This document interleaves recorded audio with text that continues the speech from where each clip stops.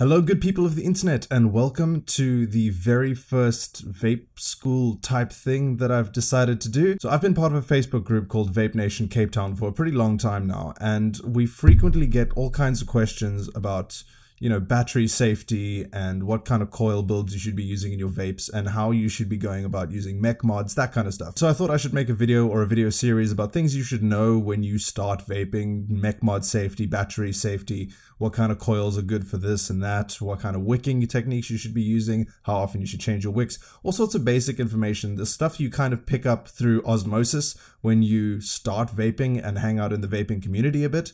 But, I figured why not put it all in one place and people can find out for themselves without having to ask awkward questions. So this video is going to be about one of the first things you're going to bump up against when you start vaping, and that is battery safety. Whether that's with a regulated or unregulated mod, you need to know what kind of batteries you need, how strong they are, how much capacity they have, all that kind of stuff. So let's jump into that. So the first question we have to ask is, what is a battery? I know it sounds ridiculous, but a battery is a little thing that holds charge, right?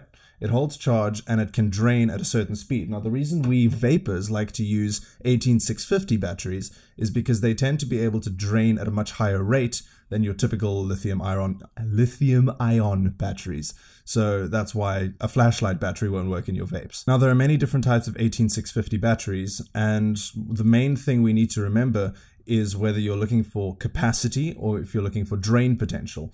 Now, the difference between those batteries, you kind of have to look up for yourself, but I'll list a few maybe in the description for different uses. Now, depending on how you like to vape, you're going to need a different type of 18650 battery to suit your needs. Some people need a battery with a higher charge capacity, and some people need a battery with more drain potential. Now, this is a Samsung 25R. They're well known for being high drain batteries that can take much lower resistance coil builds. That means they provide a hotter vape, although they don't last as long as batteries that have a high charge capacity like this one. This is an LG HG2, I can't remember. I just checked and it is an HG2. Now, this 25R is a 2500 milliamp hour or mAh battery. That is its capacity. This HG2 is a 3000 milliamp hour or mAh capacity. So this battery will last you longer than this one. But this one can drain faster, which means it can take more amperes or amps. Now, amps are basically how much power you can put through the battery cell. I'm being very simplistic because the chemistry is kind of beyond me. But basically, if you want a hotter vape, you want these batteries or these types of batteries. I'll leave a link in the description to many different high amp drain batteries, and if you want a longer vape that you don't have to worry about for that long, use one or more of these depending on what kind of mod you have. Now, you'll notice the two different batteries I just showed you are from two different brands. One is an LG and one is a Samsung. Now, the question comes up a lot, what brand of battery should I be using in my vape? And that's actually a really good question. As of right now, there are 5 big battery manufacturers that are trustworthy.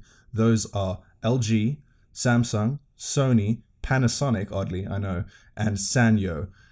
Most of the time, especially here in Cape Town, we get Sonys, LGs, and Samsungs. Those are absolutely great batteries, and you can't really go wrong with them. You just have to make sure you get the right one of those for your vape. Well, let's get into that. So why the big difference between battery capacity and drain potential? Well, that really comes down to what kind of mod you have. If you have an unregulated tube-style mech like this, odds are you're going to be building a low resistance coil, probably aliens, because aliens are fun, and that means you're going to need a high drain potential battery like the Samsung 25R. However, if you are using a regulated mod like this Hugo Boxer V2, you're going to need 2 batteries to pop in there, and hopefully my stupid fingers can get it done.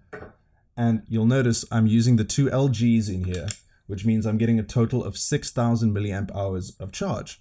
Now, that means that this mod will last me probably a day or 2 of non-stop vaping, which is great. So in the interest of being as safe as possible when you vape, you have to get the right battery depending on your device. I know I keep going over this, but it really is the most important thing. Now, you'll notice that I have 2 batteries in this regulated mod. Experienced vapors will know that having 2 batteries means you have double the charge, obviously.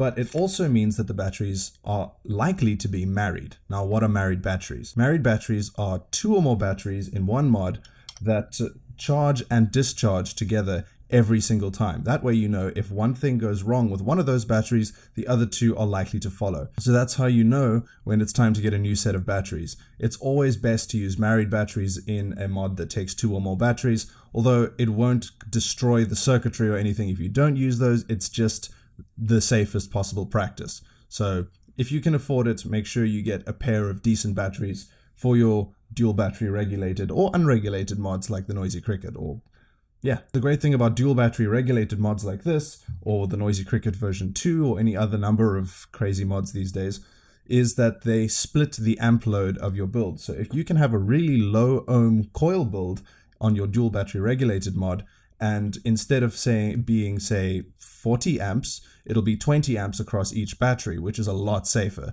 which is why a lot of people prefer these dual mods, aside from the fact that they just have more battery life. Of course, you do get people like me who like both styles of mod, and the tube mech does offer more portability, and the builds tend to be able to go quite a bit hotter, especially if you're using very safe batteries. Now, what constitutes a safe battery? First, it has to be tested to make sure that the amp limit is well above whatever your coil is drawing. So that's the kind of thing you need to research. And a great place to look is on Reddit for a user named Mooch, who tests all the batteries that come out at any given time of year and make sure that they're safe to use in vaping and at what level they can be used. That's how you know that you can use a Samsung 25R on a 0.1 or 0.08 ohm build and you'll be fine. Now, I'll get into coil builds and what materials you should be using, what kind of coil is best for flavor and all that stuff in later videos, because I think battery safety on its own is a big enough topic that it deserves its own video, or in fact its own video series.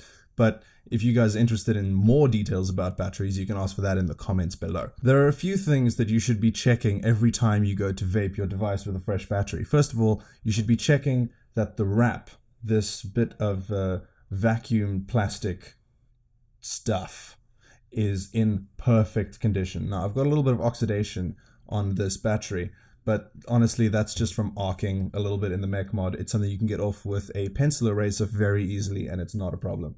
But the wrap, this thing, this green thing that covers the entire battery, needs to be in perfect condition. No dings, no tears, nothing like that. Because the battery has 2 terminals, as we all know. The anatomy of a battery, wow, that's hard to say, is actually really simple. You have the positive cathode and the negative anode. Now, the entire outside of the battery is actually the negative anode, which is why you need this insulating wrap. On top of that, this little white ring right at the edge of the wrap is another insulator.